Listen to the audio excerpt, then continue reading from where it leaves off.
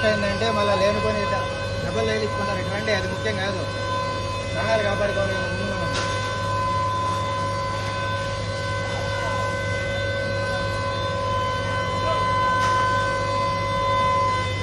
మరి అది మళ్ళీ ఏమన్నా జరిగిందంటే మనకే నష్టం.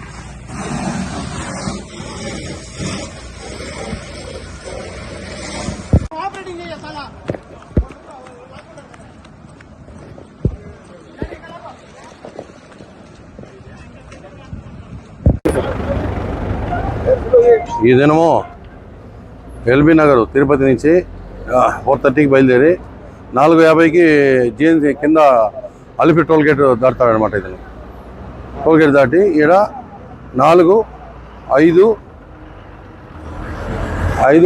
5:15కి ఇక్కడ వచ్చి సర్కౌట్ వల్ల ఆ వెహికల్ టాటా సుమో ట్యాక్సీ బండి అనమాట.